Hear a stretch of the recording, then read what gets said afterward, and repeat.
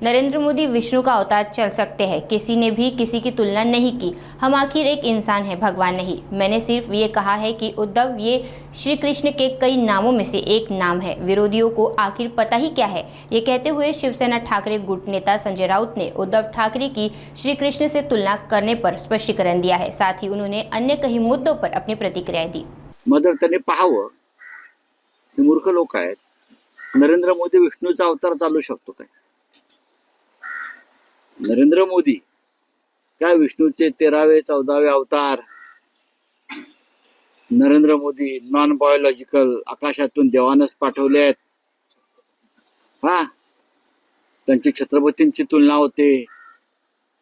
हे या 52 कुळ्यांना किंवा उदय सामंत वगैरे लोकांना चालू शकतं का? कोणीही कोणाची तुलना केलेली नाही. आम्ही माणसं आहोत, आम्ही देव नाही. लक्षात घ्या, आम्ही माणसंच आहोत आणि म्हणून आम्ही संघर्ष करतो आहोत.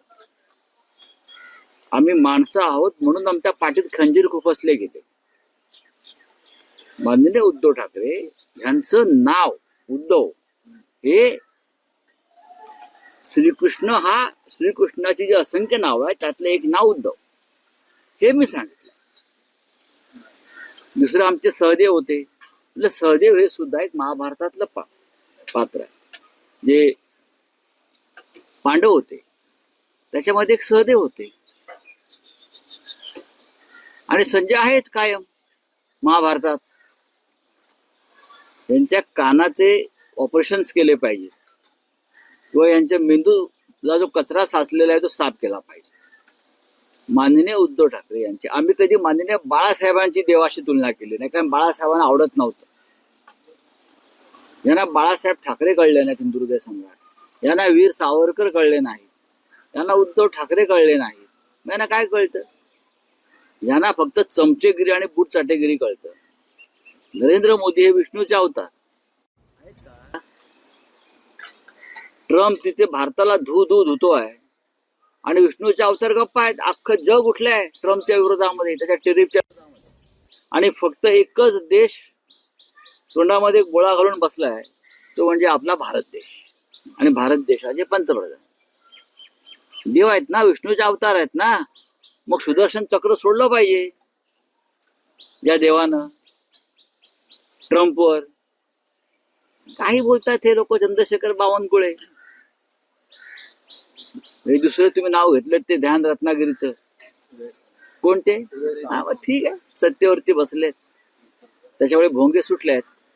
बोला. राऊत साहेब, एक दुसरा विषय आहे की मुखपत्र सामनात आज भाजपच्या हिंदुत्वावर काही प्रश्न उपस्थित केले आहेत. विषय आहे की आशिष शेलार आणि पाकिस्तानचे क्रिकेट बोर्डाचे अध्यक्ष मोहसिन नकवी ते आता एकत्र काम करणार आहेत. त्यामुळे सामनाने असं म्हटलं की राष्ट्रभक्तीचं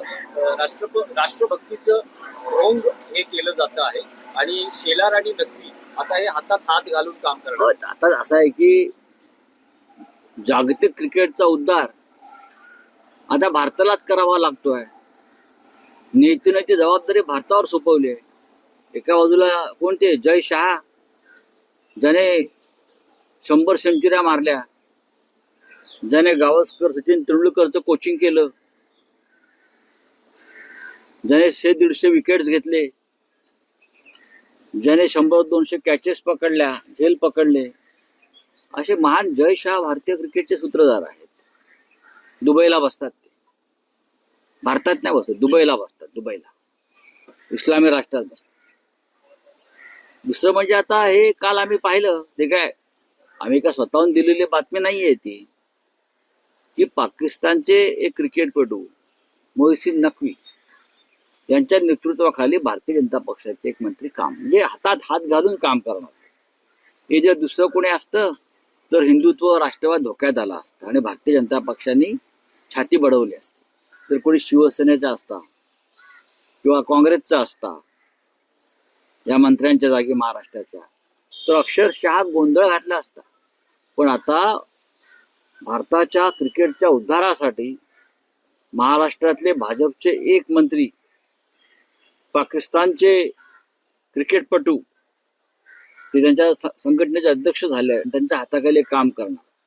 आणि अशा तऱ्हेने पाकिस्तान आणि महाराष्ट्राचे मंत्री भाजपचे म्हणजे भारतीय जनता पक्षच हे हातात हात घालून गुन्ह्या गोविंदानं नांदणार आणि लोकांनी इथे मारामाऱ्या करायच्या, मशिदी झाकून ठेवायच्या,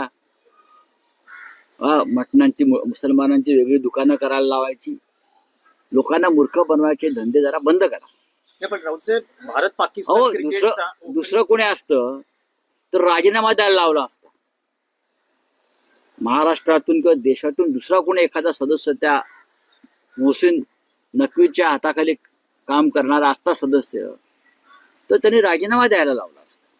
त्या समितीवरती राजीव शुक्ला सुद्धा आहेत माझ्या माहितीप्रमाणे. आणि जर कोणी भाजपचा नसता तर राजीव शुक्ला राजीनामा दो, आप पाकिस्तान के साथ क्या कर रहे हो असा प्रश्न विचारला असता.